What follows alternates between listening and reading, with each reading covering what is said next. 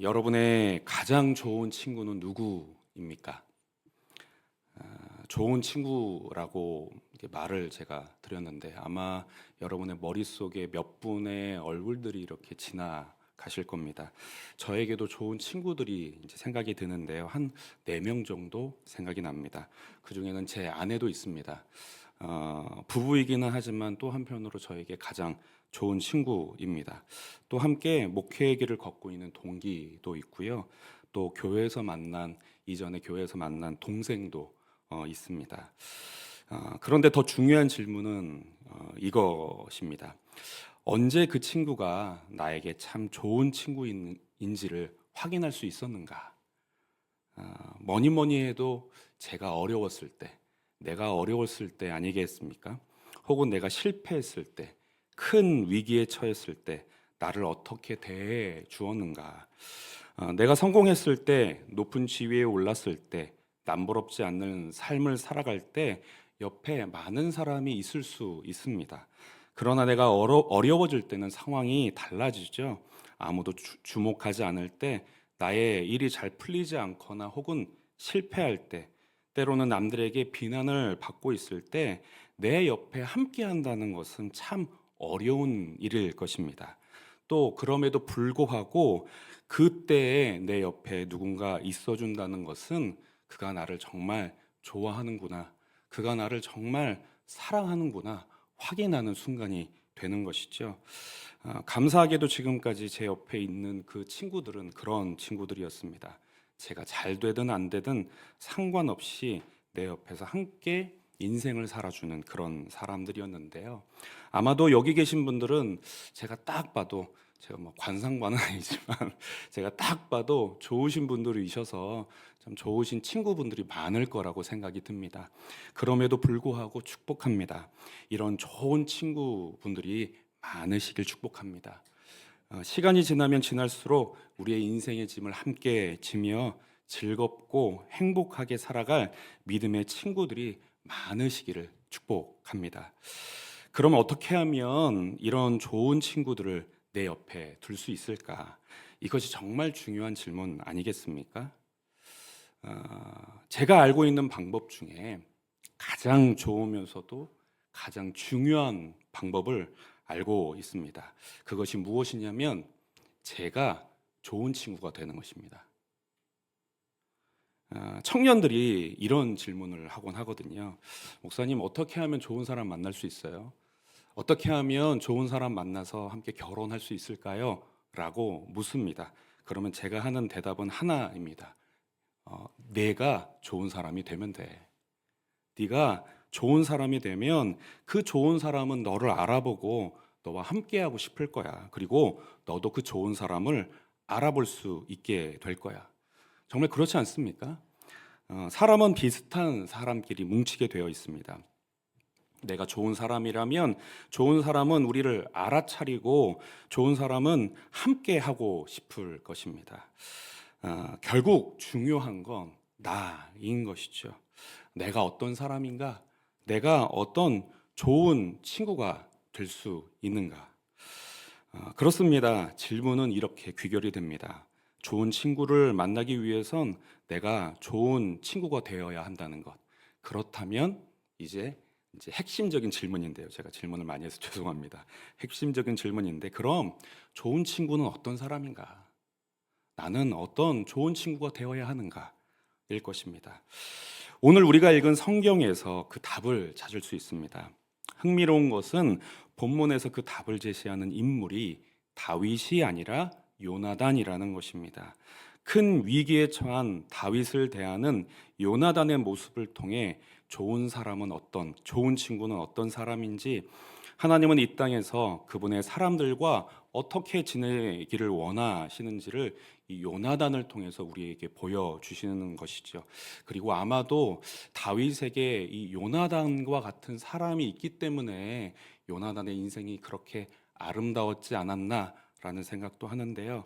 축복하는 것은 요나단과 같이 좋은 친구로 사시기를 축복합니다. 그래서 여러분과 같은 좋은 친구들을 곁에 두시고 하나님께서 허락하신 귀한 관계의 축복을 누리시기를 소망합니다. 먼저 다윗은 지금 큰 위기에 처해 있습니다. 사울은 현재 이스라엘의 왕임에도 불구하고 다윗을 시기 질투하고 있죠. 자신보다 뛰어난 능력과 용기를 가진 것으로도 시기와 질투를 하지만 더 중요한 것은 하나님께서 자신이 아닌 사울 자신이 아닌 다윗과 함께 하신다는 사실에 더욱 분노했습니다. 더욱 불안해했습니다. 그래서 사울은 다윗을 향하여 창을 던지죠. 다윗을 향한 시기와 질투의 감정이 극에 달했음을 자신과 다윗 그리고 그 주변 사람들이 확인할 수 있었던 그런 사건인 것입니다. 이와 같은 상황에서 다윗은 누구를 찾느냐?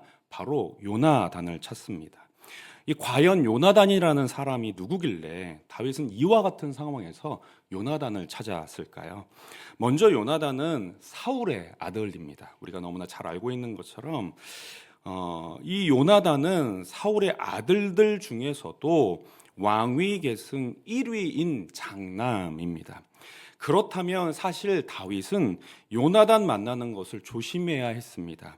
이유는 무엇인가? 지금 사울이 지키려고 하는 그 왕권은 단지 사울의 왕권이 아니라 사울의 아들인 요나단의 왕권도 되기 때문입니다. 그래서 만약 요나단도 사울과 같은 마음을 먹고 있다면 지금 다윗이 요나단을 만나는 것은 사울과 만나는 것과 다름이 없는 것이죠. 그럼에도 불구하고 다윗이 요나단을 찾은 이유는 무엇입니까? 요나단은 사울의 아들이지만 또 한편으로 다윗의 가장 친한 친구였기 때문입니다. 다윗과 요나단의 관계는 다윗이 골리앗을 무찌르고 나서부터 시작이 되었습니다. 사무엘상 18장 1절부터 4절의 말씀을 보면 다윗이 사울에게 말하기를 마침에 요나단의 마음이 다윗의 마음과 하나가 되어 요나단이 그를 자기 생명같이 사랑하니라. 그 날에 사울은 다윗을 머무르게 하고 그의 아버지의 집으로 다시 돌아가기를 허락하지 아니하였고 요나단은 다윗을 자기 생명같이 사랑하여 더불어 언약을 맺었으며 4절은 함께 읽겠습니다. 요나단이 자기가 입었던 겉옷을 벗어 다윗에게 주었고 자기의 군복과 칼과 활도 띠도 그리하였더라. 아멘. 아마도 요나단은 다윗이 가진 하나님을 향한 놀라운 믿음과 또 그 믿음을 기초로 한 그 용기에 매료되었던 것 같습니다. 하나님의 사람들은 그들만이 가질 수 있고 확인할 수 있는 매력이 있죠. 그것은 무엇입니까? 바로 신앙입니다. 하나님의 사람들은 멋진 신앙을 가진 사람을 보면 매력을 느끼곤 하지 않겠습니까? 저도 그랬는데요. 제 아내를 이제 신학교에서 만났었습니다. 총신대학교라는 신학교에서 만났는데 신학교다 보니 예배를 참 자주 드렸습니다. 그래서 제 아내가 정말 기도하는 모습들을 자주 봤었는데요. 정말 하나님 앞에서 막 눈물을 흘리면서 기도하는 그 모습이 참 아름답다라고 옆에서 참 많이 생각했습니다. 이성만 그런가요? 제가 참 멋있게 보였던 선배도 있었는데요. 이 선배는 제 교회에서 만났던 선배인데 한국에서 정말 가장 좋은 대학을 다닐 만큼 실력이 있었고 또 실력만큼 막 자신감도 넘쳤던 사람입니다. 그러나 또 한편으로 이 사람은요 누구보다도 겸손했던 사람입니다. 사실 제가 이전에 제가 이제 대학교 1, 2학년 때 그 형님을 그 선배님을 봤기 때문에 제가 그 이전에 이 자신감과 겸손함을 함께 가지고 있었던 사람을 본 적이 없었습니다. 그래서 잘 이해가 되지도 않았지만 그래도 참 멋있어 보였죠. 그리고 함께 신앙생활을 하면서 그런 모순된 두 모습이 함께 있는 것이 결국에는 그 안에 있는 신앙으로부터 기인한 것임을 확인했습니다. 그래서 제가 그 형님 옆에 붙어 있으려고 참 노력을 많이 했습니다. 그래서 같이 GBS 리더도 하고 같이 무언가 하려고 참 애를 썼는데요. 이처럼 하나님의 사람들은 멋진 신앙을 가진 사람을 보면 매력을 느끼곤 합니다. 요나단도 마찬가지였던 것 같습니다. 다윗이 가진 그 놀라운 믿음, 골리앗 앞에 이 이스라엘 모든 남성들이 두려워 떨지 않았습니까? 그럼에도 불구하고 이 작은 다윗은 두려워하지 않고 골리앗 앞에 맞섰던 그 멋진 신앙을 보면서 매력을 느꼈던 것 같습니다. 그리고 이 다윗과 요나단의 이 아름다운 우정은 이때부터 시작된 것 같습니다. 그러나 그것으로도 부족합니다. 다윗이 요나단을 찾은 이유가 하나가 더 있었는데요. 그것이 무엇이냐면 바로 요나단이 가지고 있었던 옳고 그름을 분별하는 분별력입니다. 19장에서 이미 사울은 자신의 신하들에게 다윗을 죽이라고 명했었습니다. 이 같은 명령에 요나단은 두 가지 행동을 하는데요. 먼저는 다윗을 은밀한 곳으로 피신시킵니다. 그리고 사울 왕 앞에 나가서 다윗을 변호하죠. 사무엘상 19장 4절에서 6절 말씀에 보면 이 요나단의 목소리를 우리가 들을 수 있습니다. 요나단이 그의 아버지 사울에게 다윗을 칭찬하여 이르되 원하건대 왕은 신하 다윗에게 범죄하지 마옵소서. 그는 왕께 득죄하지 아니하였고 그가 왕께 행한 일은 심히 선함이니이다. 그가 자기 생명을 아끼지 아니하고 블레셋 사람을 죽였고 여호와께서는 온 이스라엘을 위하여 큰 구원을 이루셨으므로 왕이 이를 보고 기뻐하셨거늘 어찌 까닭없이 다윗을 죽여 무죄한 피를 흘려 범죄하려 하시나이까. 이렇게 요나단은 사울에게 항변하고 있는 것이죠. 그 이야기를 들은 사울은 어떻게 대답하느냐? 사울이 요나단의 말을 듣고 맹세하되 여호와께서 살아계심을 두고 맹세하거니와 그가 죽임을 당하지 아니하리라. 물론 이후에 다시 한번 번복하여 사울이 다윗을 죽이려 하지만 이때에는 명확히 이 요나단이 가지고 있었던 분별력으로 인하여 아무 말 할 수 없었던 것이죠. 그 말이 100번 옳았기 때문입니다. 우리는 이 사건을 통해서 확인할 수 있는 것이 무엇이냐? 바로 요나단이라는 사람이 옳고 그름을 분별할 수 있는 분별력이 있는 사람이라는 것입니다. 그리고 그 분별력이라는 것은 공의로움이라는 말로도 표현할 수 있습니다. 공의롭다는 것은 의로움과 공평함이 함께 있는 개념인데요. 모든 일에서 공평하게 판단하고 또 그 판단의 기준이 의롭다는 것입니다. 그러니까 언제나 누구에게나 공평하게 의롭게 판단한다는 것이죠. 사무엘상 19장에서 요나단의 행위가 바로 공의로운 행위였던 것입니다. 이 의로운 기준을 가지고 다윗을 판단했고 그 판단의 결과 다윗에게는 죄가 없었던 것이죠. 그러나 그런 다윗을 죽이려고 하는 다윗의 의도에는 문제가 있었던 것입니다. 요나단은 명확한 기준을 가지고 다윗을 대변했고 다행히도 이때에는 사울이 요나단의 말을 들어서 마음을 돌이켰습니다.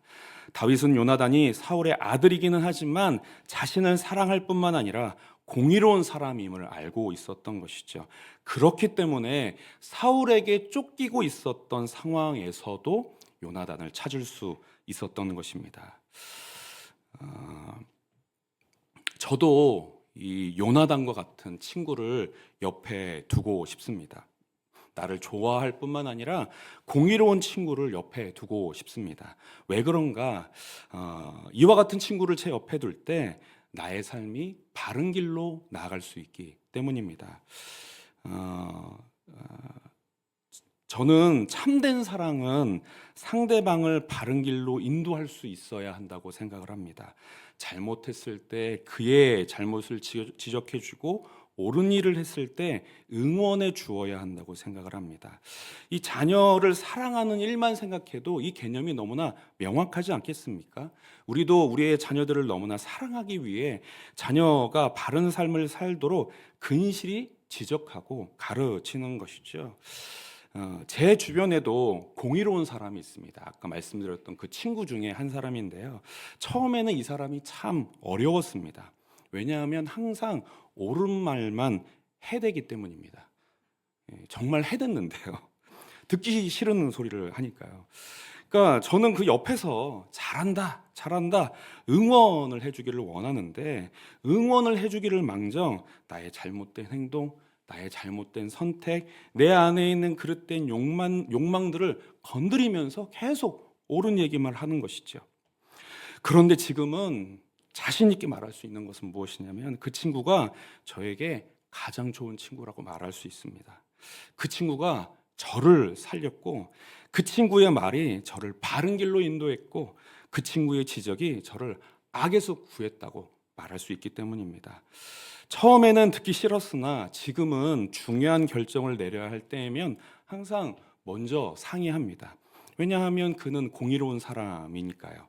물론 완벽한 공의는 아니겠지만 바른 길을 걸어가려고 애를 쓰고 바른 말을 하려고 노력하는 사람이기 때문에 또 그로 인하여 나 또한 바른 길을 걸어갈 수 있기 때문에 참 그 친구가 저에게는 참 좋은 친구라고 생각이 됩니다. 축복하는 것은 여기 계신 여러분들도 공의로운 사람 되시길, 공의로운 친구 되시길 축복합니다. 하나님의 말씀으로 인하여 옳고 그름이 무엇인지 명확하게 분별하실 수 있을 뿐만 아니라 그것을 삶으로 살아 참 공의로운 친구가 되어 주시기를 축복드립니다. 이것이 바로 이 요나단이 어떤 친구였는가? 첫 번째로 공의로운 친구였다는 것을 우리가 확인하는 말씀이었고요. 두 번째로는 요나단은 어떤 친구였는가? 바로 인자한 친구였습니다.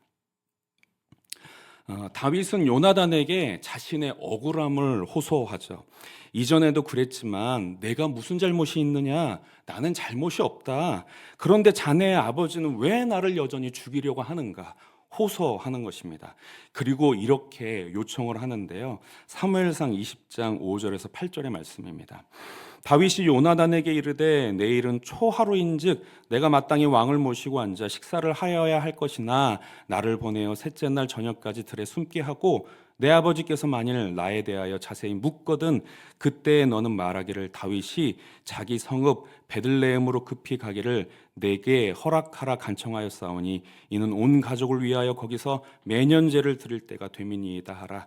그의 말이 좋다 하면 내 종이 평안하려니와 그가 만일 노하면 나를 해하려고 결심한 줄을 알지니. 8절은 함께 읽겠습니다. 시작. 그런즉 바라건대 내 종에게 인자하게 행하라. 내가 내 종에게 여호와 앞에서 너와 맹약하게 하였음이라.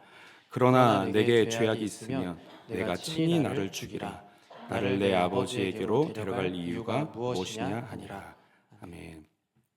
아마도 스토리는 이해가 되셨을 것입니다. 다윗이 질책을 받을 만한 상황에서 사울이 다윗에 대하여 선대한다면 문제가 없지만 만약 분노한다면 그것은 사울이 다윗 나를 해하려고 결심했다는 것이죠. 그래서 다윗은 요나단에게 이 사울의 속마음을 확인해 줄 것을 요청하는 것입니다. 뿐만 아니라 한 가지 더 요청하는 것이 있는데요. 8절인데요. 그것은 무엇이냐? 내 종에게 인자하게 행하라. 인자하게 행하라 요청합니다. 이 인자하게 행하라는 것은 무슨 말이냐? 이 인자라는 단어는 우리가 너무나 잘 아는 헤세드라는 단어입니다. 헤세드라는 단어는 약속을 신실하게 지키는 사랑을 의미하죠.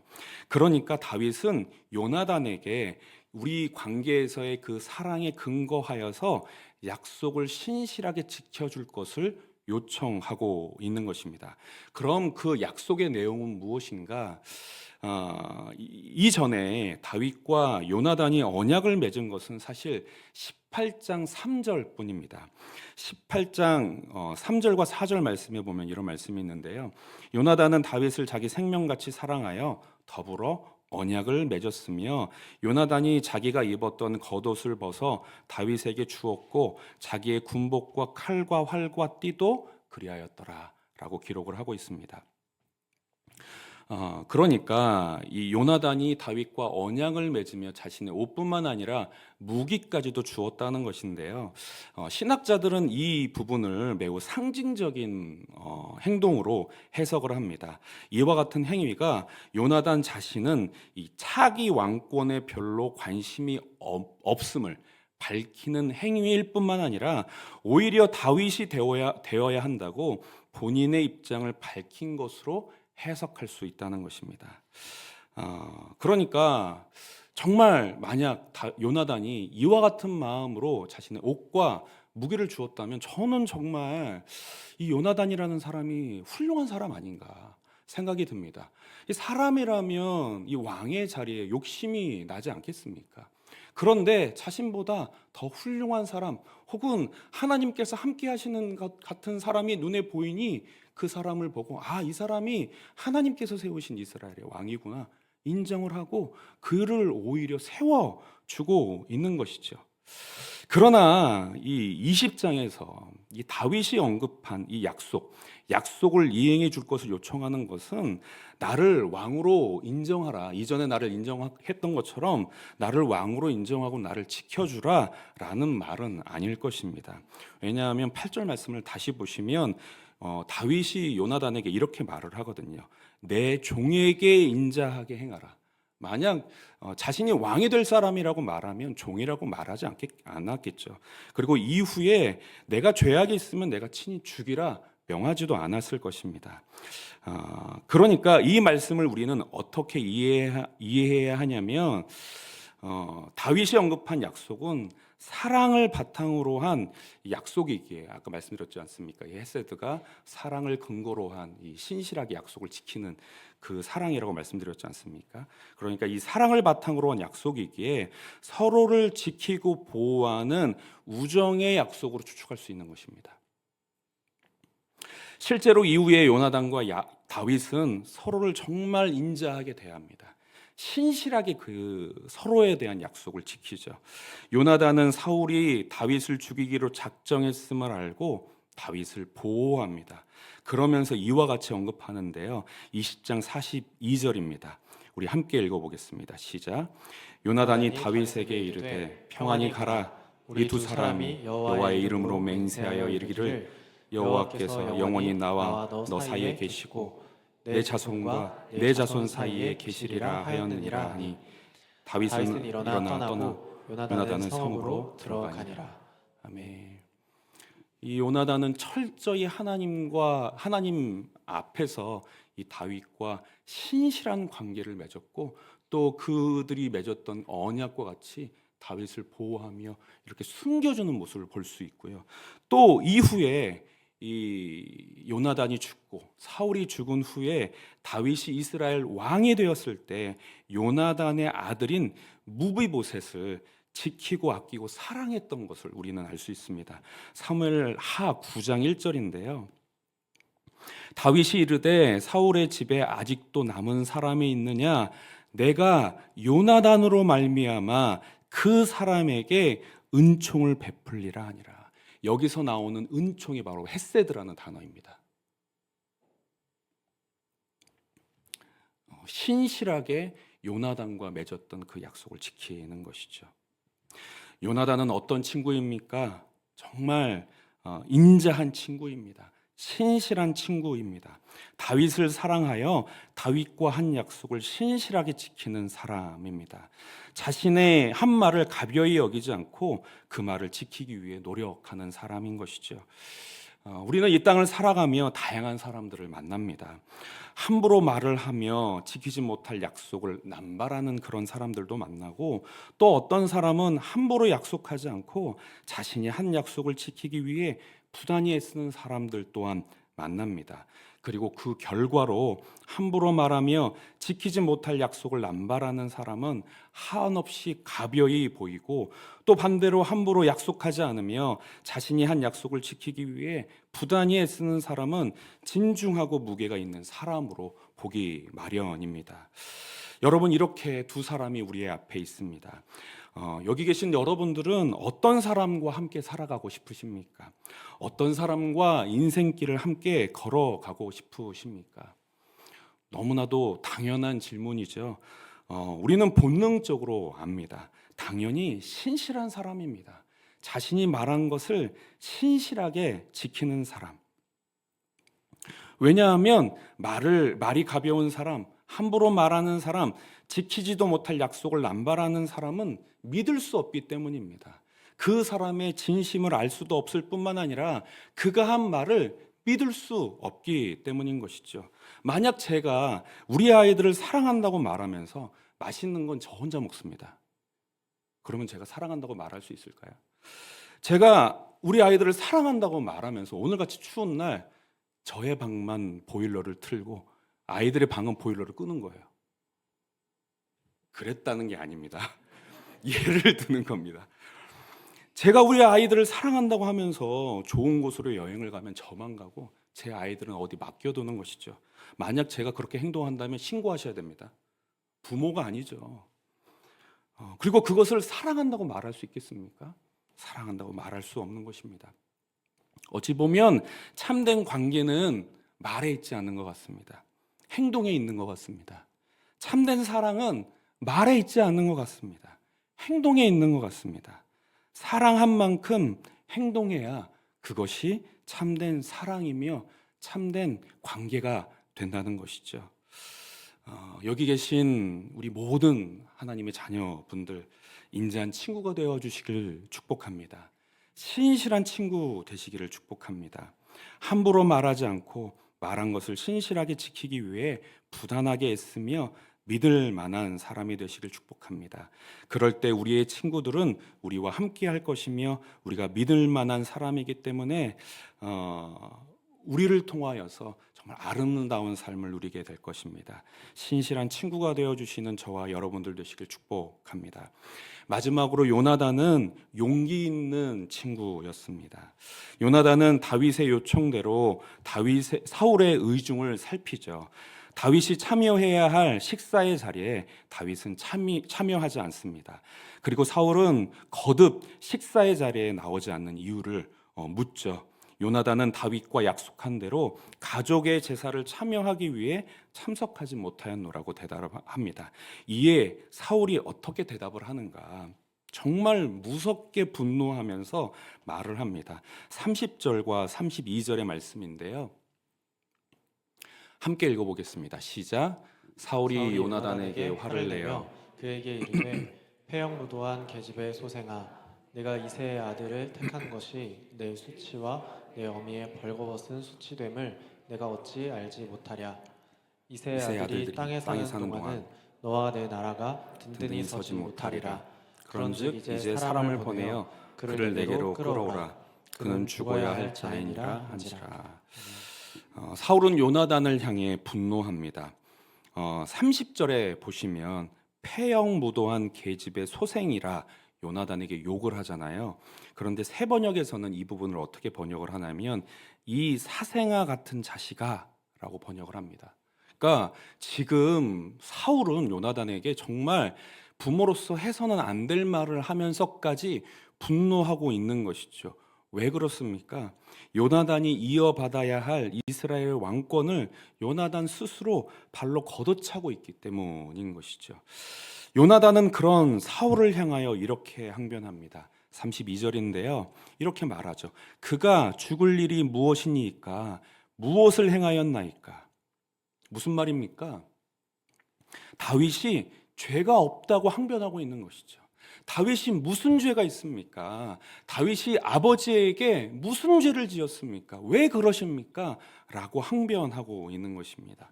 그러자 33절인데요. 사울이 요나단에게 단창을 던져 죽이려 한지라. 그의 아들에게 단창을 던지죠. 요나단이 그의 아버지가 다윗을 죽이기로 결심한 줄을 알고 심히 노하여 식탁에서 떠나고 그 달의 둘째 날까지 먹지 아니하였으니 이는 그의 아버지가 다윗을 욕되게 하였으므로 다윗을 위하여 슬퍼함이었더라. 이 이후부터는 제가 감히 성경에서 요셉이 형들을 만나는 그 순간을 포함해서 가장 감정적인 순간이 아닐까. 성경에서 나오는 그 이야기 중에 한번 집에 가셔서 특별히 새 번역으로 이 뒷부분을 읽어주시면 정말 이 가슴 절절한 이 요나단과 다윗의 그 서로를 향한 그런 우정과 사랑을 느끼실 수 있을 것입니다. 요나단은 바로 이런 사람이었습니다. 이 사울 앞에서, 한 나라의 왕 앞에서 자신의 친구를 위하여서 의로운 친구 편에 용기 있게 설 수 있는 사람이 바로 요나단이었던 것이죠. 하나님은 우리를 하나님의 자녀로 부르셨습니다. 그런데 우리를 하나님의 자녀로 부르실 때 유일한 하나님의 자녀로 부르시지 않았고 많은 하나님의 자녀들 중 하나로 부르셨습니다. 왜 그런가? 우리로 하여금 함께 살아가라고 우리를 하나님의 자녀로 부르신 것이죠. 이 세상에서 하나님의 자녀로서 홀로 살아가는 것이 얼마나 힘든 줄을 아시기 때문에 우리를 교회로 부르신 것이고 공동체로 부르신 것입니다. 제가 청소년 사역을 꽤나 오래 했는데요. 제가 청소년들을 보면서 분석한 것이 있습니다. 그것이 무엇이냐면 이 청소년 시기에 청소년들이 하나님을 만나고도 하나님을 향한 믿음을 갖고도 교회를 떠나는 이유가 무엇인가? 그들의 믿음을 포기하는 이유는 무엇인가? 그들의 믿음이 사그라드는 이유는 무엇인가를 분석해 봤는데요. 그 분석에 여러 가지 이유가 있겠지만 제가 중요하게 본 것은 바로 이것입니다. 그것이 무엇이냐면 바로 믿음의 또래 공동체가 없기 때문입니다. 같은 믿음을 가진 또래의 친구가 없기 때문이었습니다.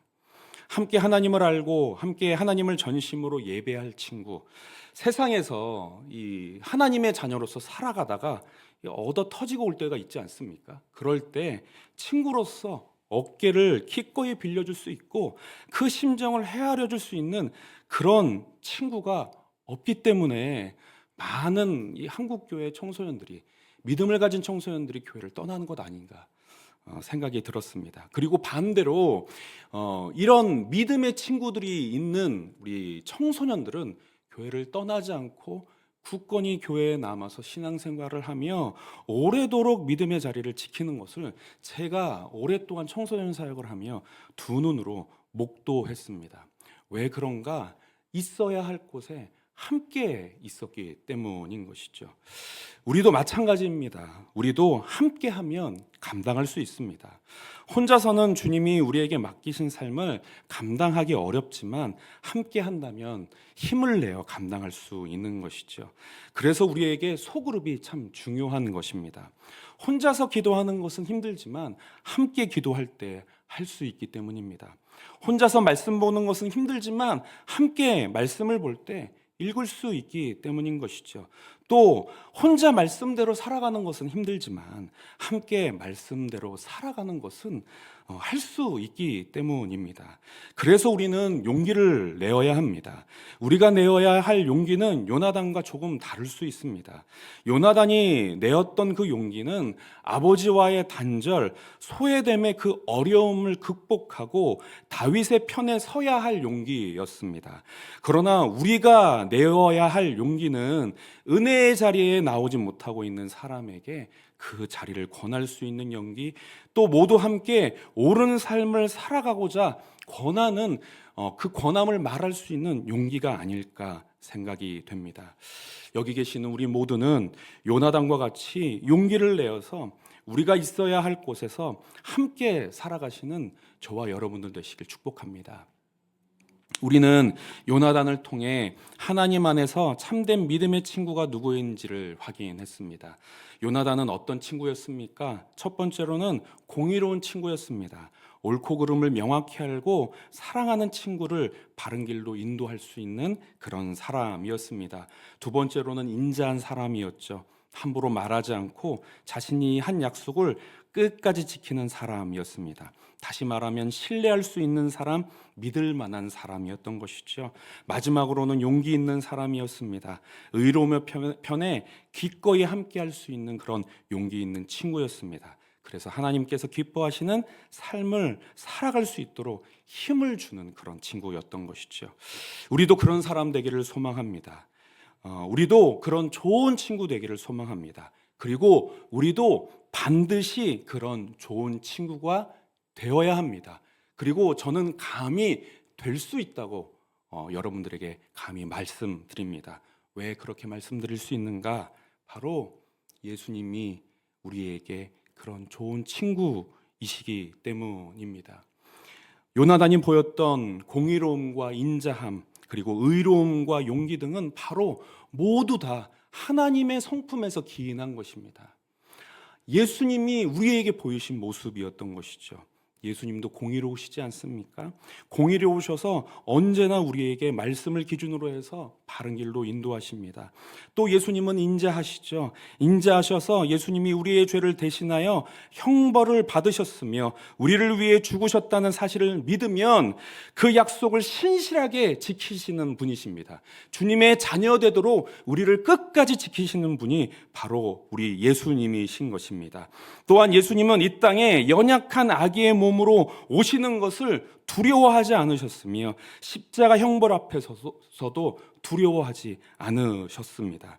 우리의 좋은 친구 되시는 예수님의 그 공의로우심과 인자하심과 그분의 용기로 인하여 우리도 좋은 친구로 살아가시는 저와 여러분들 되시길 축복합니다.